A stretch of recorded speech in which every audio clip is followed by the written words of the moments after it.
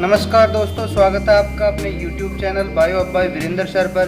दोस्तों, हमारे 17 lesson complete हो चुके हैं। आज 18वां लेसन आरंभ करते हैं। जो साथी नए जुड़े हैं वे हमारे YouTube channel bio up by Virendra sir को लाइक, शेयर एवं सब्सक्राइब अवश्य करें। हमारा 18वां लेसन है तेल, रेशे, मसाले व औषधीय पादप। हम इकोनॉमिक बॉटनी की बात करें तो उसके अंदर तेल, रेशे, मसाले और औषधीय पादपों का एक महत्वपूर्ण योगदान या महत्वपूर्ण स्थान होता है। अगर हम बात करें तेल उत्पादक पादपों, तेल उत्पादक पादप, तो तेल उत्पादक पादप यानी तेल कार्बनिक पदार्थ होते हैं। तेल क्या होते हैं? कार्बनिक पदार्थ होते हैं, कार्बन से मिलकर के बने होते हैं। तेल क्या होते हैं? कार्बनिक पदार्थ हैं जो जल के अंदर, तेल क्या होते हैं? जल में एविले, तेल कार्बनिक पदार्थ होते हैं। तेल जल में क्या होता है? एविले होता है तथा सामान्य ताप पे और सामान्य ताप पर किस अवस्था में पाया जाता है?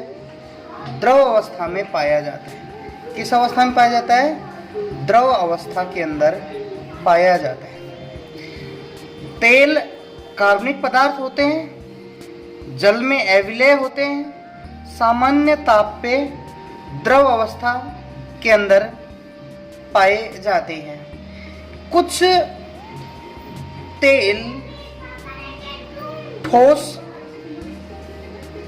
या अर्ध ठोस अवस्था, अर्ध ठोस अवस्था में भी होते हैं। कुछ तेल हैं जो ठोस या अर्ध ठोस अवस्था में होते हैं, जिन्हें हम वसा या चर्बी बोलते हैं, वसा या चर्बी कहते हैं, पाए जाते हैं। तेल जो होते हैं सामान्य अवस्था में किस रूप में? तेल सामान्य अवस्था में द्रव अवस्था के अंदर होते हैं। कुछ तेलीय पदार्थ हैं जिसमें वसा और चर्बी की बात करें तो ठोस या अर्ध ठोस अवस्था में भी पाए जाते हैं। पादपों के अंदर जो तेल है, ऑयल है, पादपों का जो ऑयल है तेल, वो दो प्रकार का होता है।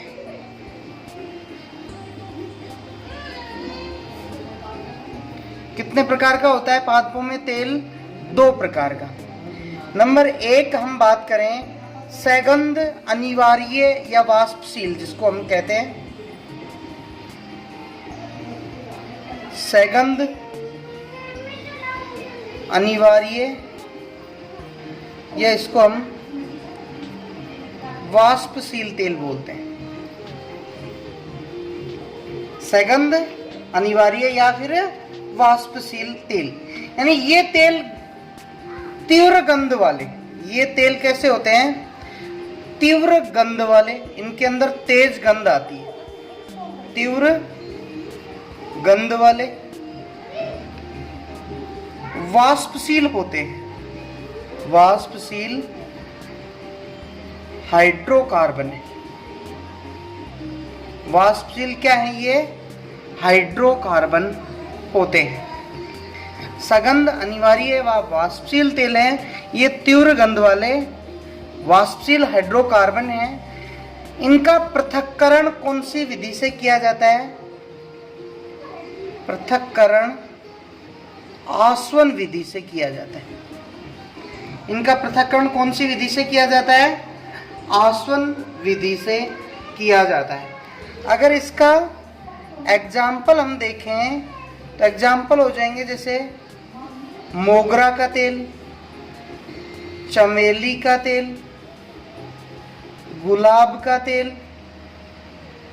या और जैसे खसखस, खसखस का तेल। ये किस में आ जाते हैं? वाष्पशील या सगंध तेलों के अंदर। यानी इनके अंदर तीव्र गंध आती है, और तीव्र गंध किसकी होती है? वाष्पशील हाइड्रोकार्बन की। अगर इन तेलों को खुला छोड़ दिया जाए, इन तेलों को क्या छोड़ दिया जाए, खुला छोड़ दिया जाए, तो ये वाष्पित तो हो जाते हैं, वायुमंडल में वाष्प के रूप में उड़ जाते हैं। इसलिए इनको क्या कहा है, वाष्पशील तेल। दूसरे आते हैं वसीय स्थिर या अवाष्पशील तेल। वसीय भी बोल देते हैं इनको, स्थिर भी कह दिया जाता है, या फिर अवाष्पशील तेल। हाँ भाई, ये कैसी प्रकृति के हैं, अवाष्पशील, यानी इनको खुला छोड़ दिया जाए तो वाष्पित नहीं होते, उड़ते नहीं है, अवाष्पशील प्रकृति के होते हैं। और वसीय अम्लों तथा ग्लिसरॉल के एस्टर होते हैं। वसीय अम्ल तथा ग्लिसरॉल के एस्टर होते हैं। ग्लिसरॉल के क्या होते हैं, ये एस्टर होते हैं।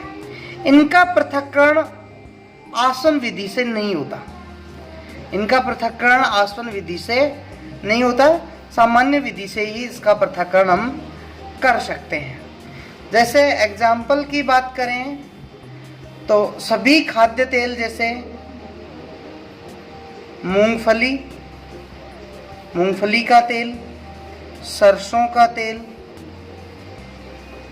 सूरजमुखी का तेल, सोयाबीन का तेल, ये तो सारे खाने में काम लिए जाते हैं, तो इनको क्या कहा जाता है, खाद्य तेल। और कुछ अखाद्य तेल भी हैं, जैसे करंज का तेल, अरंडी का तेल, नीम का तेल, ये किस में आते हैं, अखाद्य तेलों में। ये औषधियों के रूप में भी काम लिए जाते हैं। अरंडी का तेल है वो साबुन उद्योग में भी काम आता है, नीम का तेल औषधियों में काम लिया जाता है। तो तेलों को सामान्यतः कितने भागों में बांटा, 2 भागों में। पहले सगंध अनिवार्य वाष्पशील तेल, यानी इनमें ये तीव्र गंध वाले वाष्पशील हाइड्रोकार्बन है, इनका पृथक्करण आसवन विधि से किया जाता है। इसमें मोगरा, चमेली, गुलाब, खसखस आदि सम्मिलित हैं। वसीय स्थिर या अवाष्पशील, यानी ये अवाष्पशील प्रकृति के, और वसीय अम्ल तथा ग्लिसरॉल के एस्टर होते हैं। इनका जो पृथक्करण है वो आसवन विधि से नहीं होता, यानी आसवन विधि से इनका पृथक्करण नहीं किया जाता, सामान्य विधियों से ये पृथक्कृत हो जाते हैं। जैसे खाद्य तेल, अखाद्य तेल, खाद्य तेलों में मूंगफली, सरसों, सूरजमुखी, सोयाबीन ये आ जाते हैं। अखाद्य तेलों में करंज, अरंडी, नीम ये सम्मिलित किए जाते हैं। अब हम वसीय तेलों के प्रकार स्टार्ट करते हैं। वसीय तेलों के प्रकार अर्थात टाइप ऑफ फैटी ऑयल्स। हाँ जी, वायु में खुला रहने पर, वसीय तेलों को वायु में खुला रखने पर तेल के व्यवहार के अनुसार, किसके अनुसार, तेल के व्यवहार के अनुसार वसीय जो तेल हैं वो 4 प्रकार के। वसीय तेल कितने प्रकार के हैं, 4 प्रकार। वायु में खुला रखने पर तेल के व्यवहार के आधार पर, कैसा व्यवहार करता है उस व्यवहार के आधार पे अपन इन तेलों को वायु में खुला रखेंगे, और खुला रखने पर तेल किस तरह का व्यवहार करता है, इसके आधार पर वसीय तेल कितने प्रकार के हैं, 4 प्रकार के। पहला अपन लेते हैं शुष्कन तेल। शुष्कन तेल यानी इन्हें वायु में खुला रखने पर तेल की जो सतह है उसके ऊपर एक लचीली परत बन जाती है। अगर इस तेल को अपन वायु में खुला रखेंगे तो तेल की जो सतह है, ये वाली सतह, इस सतह पर एक लचीली परत बन जाती है। क्या बन जाती है? लचीली परत बन जाती है। यानी इन तेलों को वायु के अंदर खुला रखेंगे तो तेल की सतह पे एक हल्की सी लचीली परत बन जाती है। जैसे एग्जाम्पल के रूप में बात करें, सोयाबीन का तेल कभी रख के देखना। सोयाबीन, अलसी, कुसुम, इनके जो तेल होते हैं, अगर इनको वायु के अंदर खुला रखेंगे तो सतह के ऊपर एक लचीली परत बन जाती है। दूसरे जो प्रकार के हैं उन्हें कहा जाता है अर्ध शुष्कन तेल। अर्ध शुष्कन तेल, हाँ जी, वायु के साथ लंबे समय तक संपर्क में रहने पे, यानी इनके तो कम समय में ही लचीली परत बन जाएगी। यानी वायु के साथ लंबे समय तक, वायु के साथ लंबे समय तक संपर्क में रहने पर क्या बनती है? लचीली परत बनती है। लचीली परत है वो बनती है। वायु के साथ लंबे समय तक संपर्क में रहने पर ही लचीली परत बनेगी। शुष्कन तेल तो कम समय के लिए ही अगर रखा जाएगा तो ही इनके ऊपर लचीली परत बन जाएगी, और इनको लंबे समय तक रखेंगे तो कैसी परत बनती है? एक लचीली परत बनती है। जैसे एग्जाम्पल है बिनोला, जिसको अपन कपास के बीज भी बोलते हैं। कपास के बीजों को बिनोला कहा जाता है। अब कपास के बीजों का जो तेल होता है वो तिल का जो तेल होता है वो, सूरजमुखी का जो तेल होता है वो, ये किस कैटेगरी में आते हैं? अर्ध शुष्कन कैटेगरी में आते हैं। अर्ध शुष्कन कैटेगरी में सम्मिलित किए जाते हैं। तीसरा प्रकार होता है अशुष्कन। अशुष्कन, हाँ जी, इन्हें वायु के साथ संपर्क में रखने पर किसी प्रकार की परत नहीं बनती है। इनको वायु के अंदर चाहे कितने ही लंबे समय तक रख लिया जाए, कोई लचीली परत यानी किसी प्रकार की परत नहीं बनती। किसी प्रकार की परत नहीं बनती हैं अशुष्कन तेलों में। अगर इसका एग्जाम्पल लें तो एग्जाम्पल इसका क्या हो जाएगा? सरसों, जैसे अपने घर में रखा रहता है, कोई परत नहीं बनती। सरसों, अरंडी,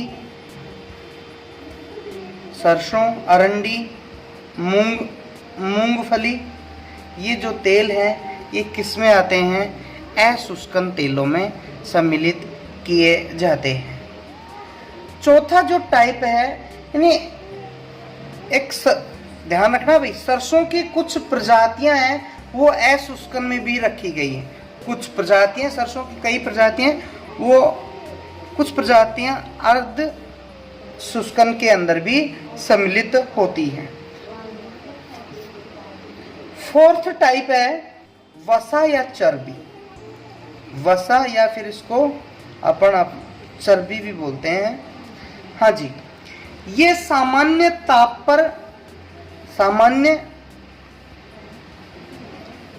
पर ठोस या फिर अर्ध ठोस अवस्था में पाए जाते हैं।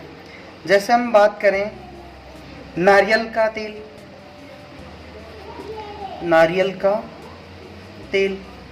जैसे नारियल का तेल है वो सर्दियों में जम जाता है, ठोस अवस्था में हो जाता है, और गर्मियों के अंदर लिक्विड अवस्था में पाया जाता है नारियल का तेल। इसके अंदर पोम ऑयल,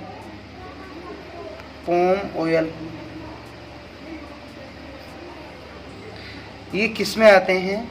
वसा या चर्बी के अंदर सम्मिलित किए जाते हैं। तो अपन ने वसीय तेलों के 4 प्रकार पढ़े। शुष्कन तेल,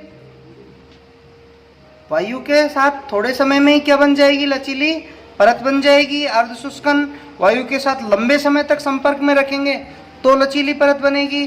अशुष्कन में किसी प्रकार की परत नहीं बनेगी।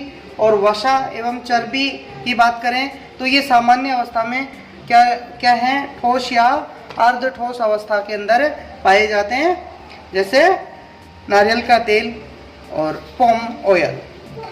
हम स्टार्ट करते हैं तेलों के अंदर पहला पादप सरसों का। चलिए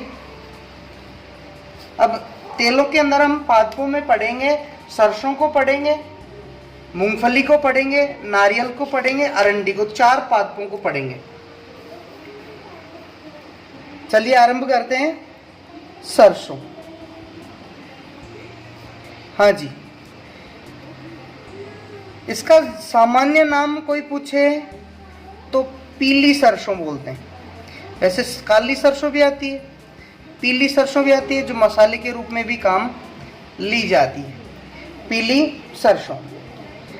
इसका वानस्पतिक नाम हो जाएगा ब्रेसिका नेपस, ब्रेसिका नेपस प्रजातियां, ब्रेसिका नेपस प्रजातियां। पर्याय नाम ज्यादातर इस नाम किस नाम से, ब्रेसिका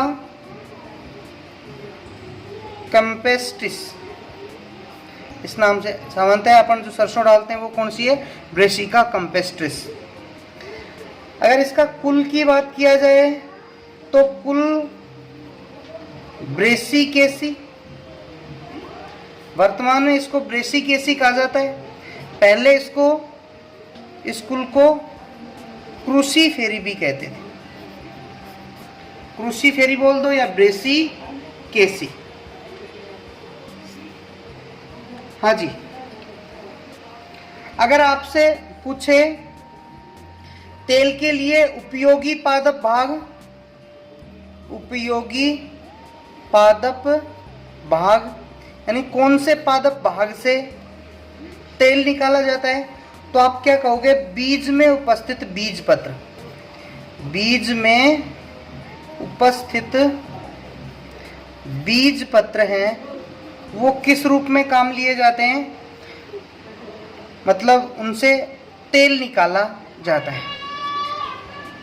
इस चैप्टर से यही प्रश्न पूछे जाते हैं कि भाई सरसों का उपयोगी पादप भाग बताइए।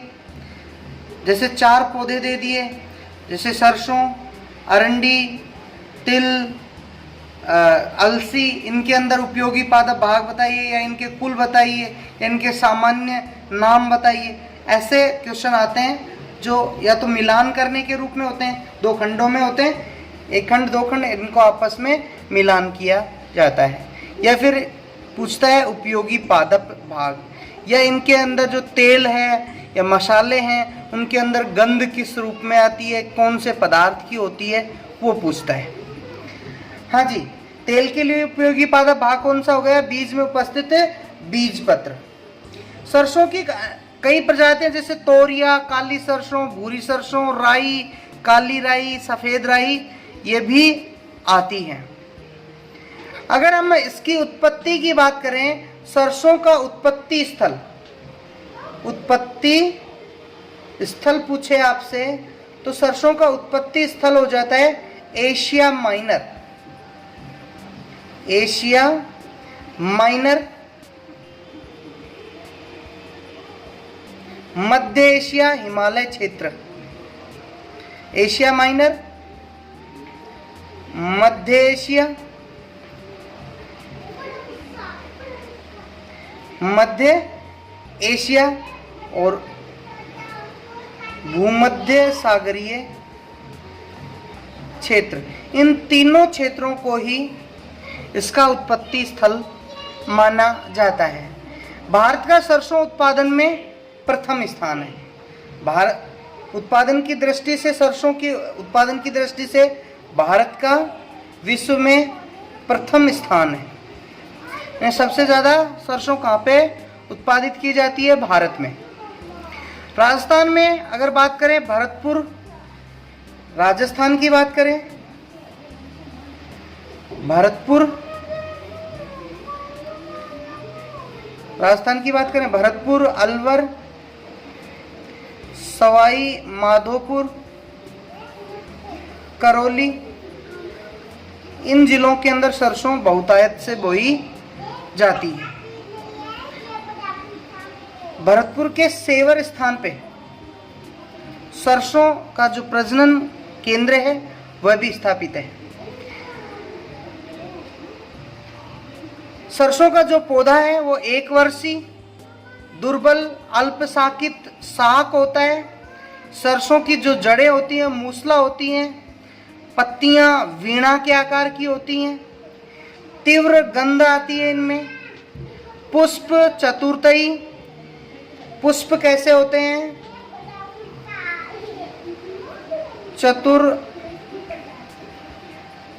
चतुर्थई। और फल होते हैं, इसका फल सिलिकुआ। बीज होता है वो अभ्रूणपोषी होता है, अभ्रूणपोषी होता है। पुष्प चतुर्थई, फल सिलिकुआ, बीज अभ्रूणपोषी होता है। इसके बीजों के अंदर, बीज में 30 से 48% तेल होता है। बीज में कितना? 30 से 48% तक तेल होता है। तेल में जो तीखी गंध है, तेल में तीखी गंध आती है। कभी सरसों के तेल को सूंघ के देखना, उसमें तीखी गंध आती है, नाक में जलन सी करती है। जो तीखी गंध आती है वो तीखी गंध किसके कारण होती है? सल्फर यौगिक। ये कई बार प्रश्न पूछा जाता है, कंपटीशन एग्जामों में भी आता है कि सरसों के तेल में तीखी गंध किसके कारण होती है? सल्फर यौगिक है एक, जिसका नाम क्या है? Allele isothiocyanate. एलिल आइसोथायोसाइनेट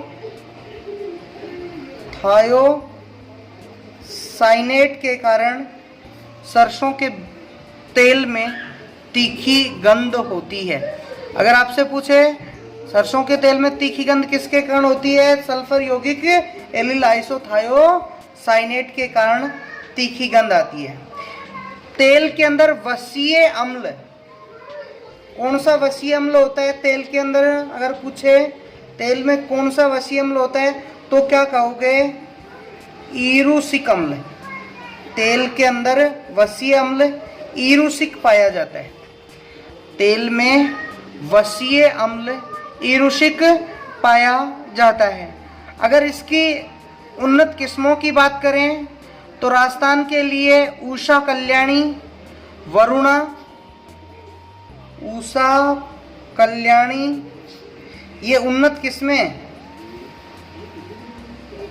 उन्नत किस्में हैं भाई। उषा कल्याणी, वरुणा, दुर्गामणि, RH30, TM11, ये क्या हैं? राजस्थान के लिए मुख्य उन्नत किस्में हैं। आर्थिक महत्व, बीजों से इनको जो तेल प्राप्त होता है वो खाने के रूप में काम आता है, भोजन पकाने के रूप में काम में लिया जाता है, तेल मालिश करने के, केश तेलों के रूप में यानी बालों के अंदर डालने के लिए। तेल का उपयोग किस किस में है भाई? अगर आपसे पूछे तो एक तो खाना बनाने में, किसमें? खाना या भोजन पकाने के लिए, मालिश के लिए, मालिश की जाती है तेल से, केश यानी बालों में डाला जाता है, केश तेल के रूप में काम लिया जाता है, दीपक जलाए जाते हैं, दीपक जलाए जाते हैं। और तेल निकालने के बाद जो खली बचती है उस खली का उपयोग पशु आहार के रूप में किया जाता है, पशु आहार के रूप में काम में लिया जाता है। सरसों के तेल को स्नेहक के रूप में भी काम लेते हैं। तेल साबुन व रबड़ उद्योगों में भी काम लिया जाता है और चमड़े की वस्तुओं को मुलायम करने के लिए तेल का उपयोग किया जाता है। चमड़े की वस्तुओं को मुलायम करने में तेल काम लिया जाता है। जैसे कई बार आपने देखा होगा घर में जो बूढ़े बाबा होते हैं, वो उनकी जो जूती होती हैं चमड़े से बनी होती हैं, उनको मुलायम करने के लिए तेल का उपयोग करते हैं।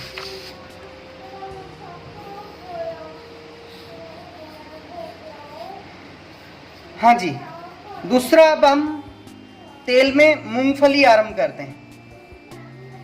मूंगफली, हाँ जी, मूंगफली, इसको चीनी बादाम भी बोलते हैं, चीनी बादाम।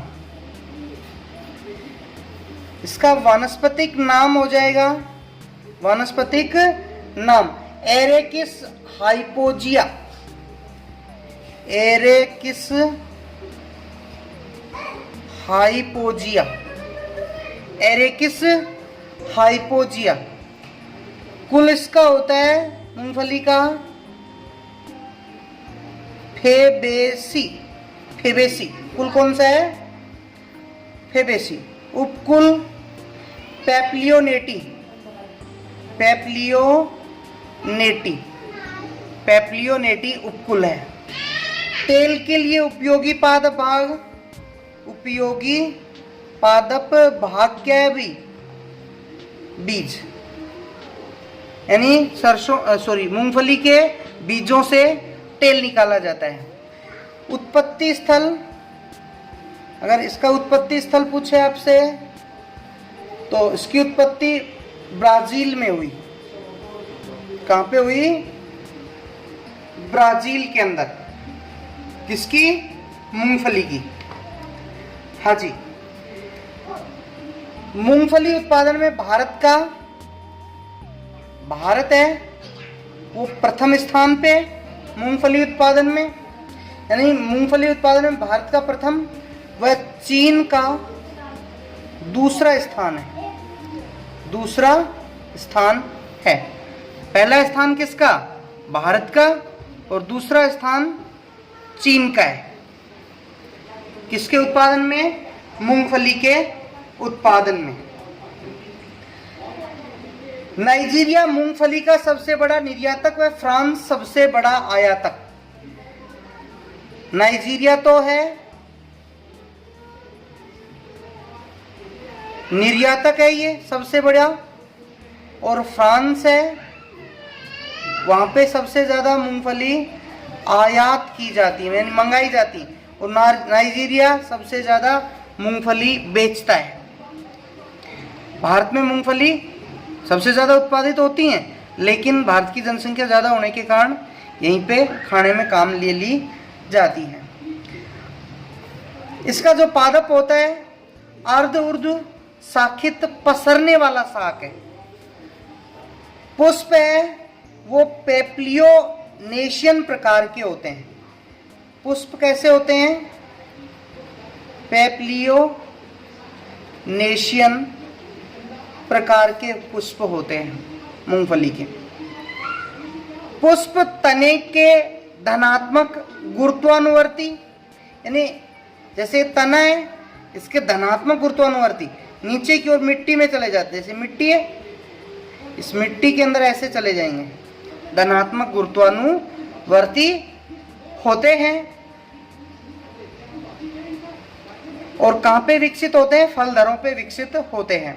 परागण के बाद फलधर मिट्टी में प्रवेश करके मूंगफली का निर्माण करते हैं। अतः फल अंतःभूमिक होते हैं। फल कैसे होते हैं? अंतःभूमिक, यानी भूमि के अंदर भूमिक होते हैं मूंगफली के जो फल होते हैं। इसके फल को लोमेंटम कहा जाता है। फल को क्या कहते हैं? लोमेंटम कहते हैं। मूंगफली के फल को क्या कहा जाता है? लोमेंटम कहा जाता है। इसके बीज पत्रों में, इसके जो बीज पत्र होते हैं उनमें 43 से 55% तेल होता है। 43 से 55% तेल होता है। 43 से 55% इनमें क्या पाया जाता है? तेल पाया जाता है। इसके साथ में 25 से 28% प्रोटीन होती है, प्रोटीन होती है। तेल ऐशुष्कन प्रकार का, सुनहरी पीला, रुचिकर गंध वाला होता है। तेल में वसीय अम्ल कौन सा होता है? ओलिक अम्ल होता है। सरसों में कौन सा आया था? इरुसिक। यहाँ पे वसीय अम्ल ओलिक अम्ल पाया जाता है। किसमें? मूंगफली में। वसीय अम्ल कौन सा होता है? ओलिक एसिड होता है। आर्थिक महत्व की बात करें तो इसके फलों को, यानी मूंगफली के जो फल होते हैं उनको कच्चा या भूनकर खाया जाता है। कच्चा या भूनकर उसे खाते हैं। तेल का हाइड्रोजनीकरण करके वनस्पति घी बनाया जाता है। यानी तेल के हाइड्रोजनीकरण से वनस्पति घी बनाया जाता है। वनस्पति घी बनाते हैं। तेल निकालने के बाद बची खली पशु आहार के रूप में काम ली जाती है। तेल खाना पकाने में काम लिया जाता है। तेल का उपयोग साबुन उद्योग में सौंदर्य प्रसाधन सामग्री बनाने में किया जाता है। इसकी जड़ों में क्या पाया जाता है? राइजोबियम पाए जाने के कारण मूंगफली को फसल चक्र के रूप में बोया जाता है। तेल के द्वारा कीटनाशक पदार्थ बनाए जाते हैं। इसकी खली को पीस करके प्रोटीन संपूरक आहार बनाए जाते हैं। इसकी प्रोटीन में ऑर्डिल रेशा होता है। अगर आपसे पूछे कि मूंगफली की प्रोटीन में रेशा कौन सा होता है तो आप क्या कहोगे? ऑर्डिल रेशा पाया जाता है। यानी प्रोटीन में आर्डिल के फाइबर पाए जाते हैं। ये हमारा मूंगफली के बारे में कुछ मुख्य बिंदु थे। नेक्स्ट हम स्टार्ट करते हैं नारियल, या इसे श्री फल भी कहा जाता है।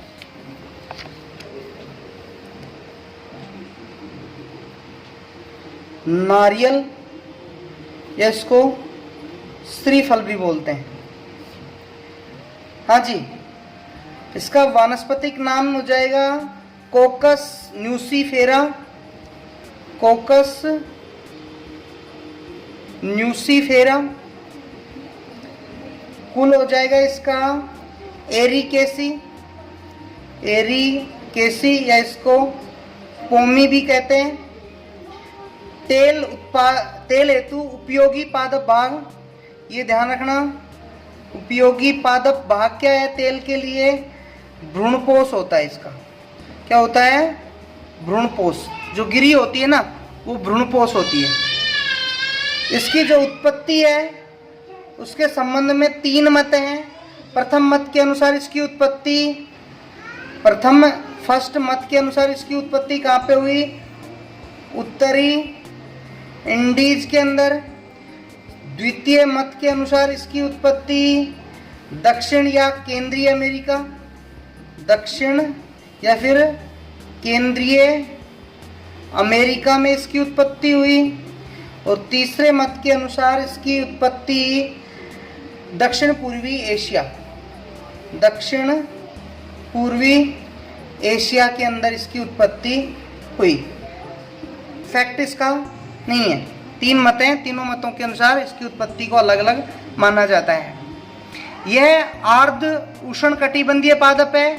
इसे इंडोनेशिया, फिलीपींस, तंजानिया, भारत आदि में बोया जाता है। इंडोनेशिया और फिलीपींस के बाद नारियल उत्पादन में भारत का तीसरा स्थान है। यानी फर्स्ट पे कौन है?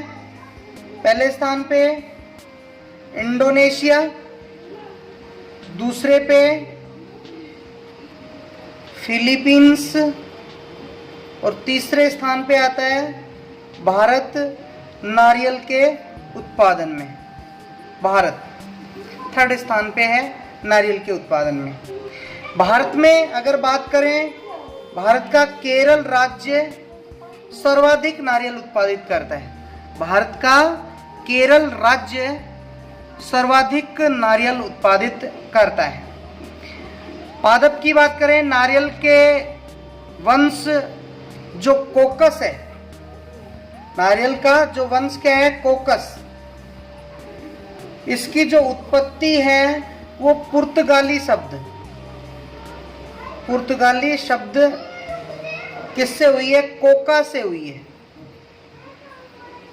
कोकस की जो उत्पत्ति है, इसका जो वंश कोकस है, इसके जो उत्पत्ति की बात करें पुर्तगाली शब्द कोका से हुई है, जिसका अर्थ होता है बंदर। जिसका अर्थ क्या होता है, बंदर होता है। अर्थात नारियल का फल बंदर के सिर के समान दिखाई देता है। इसका फल कैसा दिखाई देता है, बंदर के सिर के समान दिखाई देता है। इसका जो फल होता है नारियल का फल। इस पादप के सभी भाग मानव उपयोगी हैं, इसलिए इसे अद्भुत पादप भी कहते हैं। नारियल को क्या कहा जाता है, अद्भुत पादप भी कहा जाता है। यह 10 से 24 मीटर लंबा होता है। 10 से लेके 24 मीटर तक लंबा पौधा होता है, पादप होता है। तने की सतह पे पर्ण चिन्ह यानी पत्तियों के चिन्ह पाए जाते हैं और शीर्ष पे पत्तियां होती हैं। पुष्प क्रम स्पेडिक्स प्रकार का होता है। पुष्प क्रम होता है वो स्पेडिक्स प्रकार का होता है।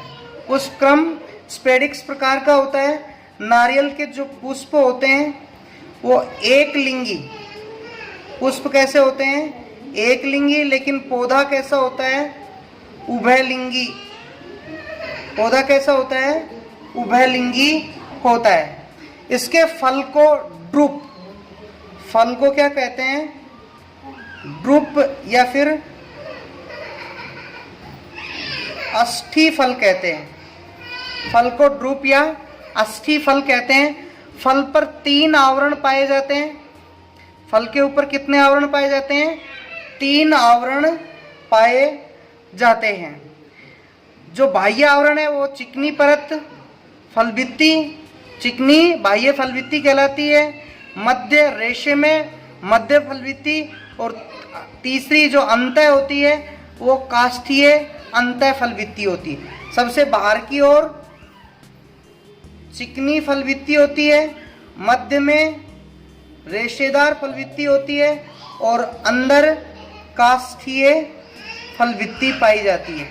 काष्ठीय फलभित्ति पाई जाती है। मध्य जो फलभित्ति है जो रेशेदार होती है, इससे कोयर रेशा प्राप्त होता है। कौन सा रेशा, कोयर रेशा प्राप्त होता है। मध्य फलभित्ति से कोयर रेशा प्राप्त होता है, जो गद्दे, मैट, रस्सियां ये बनाने में काम लिया जाता है। नारियल को सामान्य भाषा में, नारियल को सामान्य भाषा में क्या कहा जाता है, गरी खोपरा, गरी खोपरा, चीटक कहते हैं। कच्चे नारियल के तरल भ्रूणपोष को पेय के रूप में काम लिया जाता है।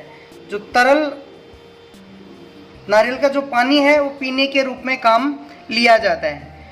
तेल इसका रंगहीन होता है।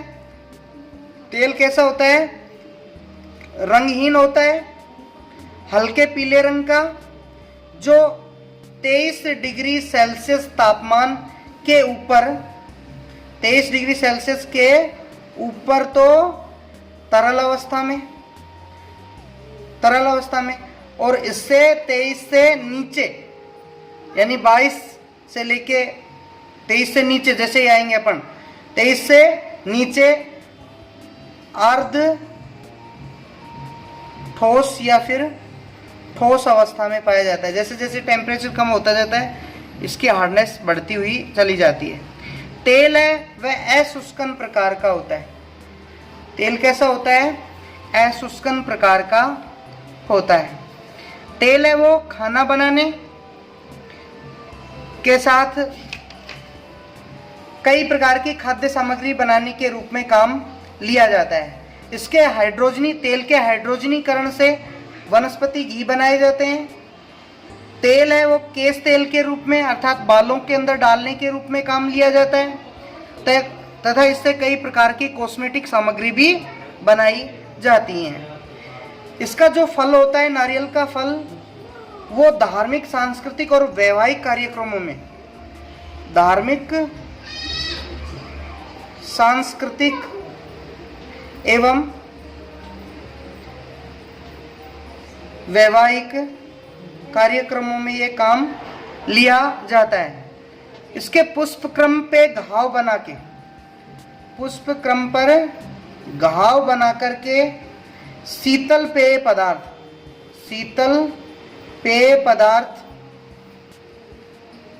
ताड़ी बनाई जाती है। क्या बनाई जाती है? शीतल पेय पदार्थ ताड़ी बनाई जाती है, जो पीने के रूप में काम ली जाती है।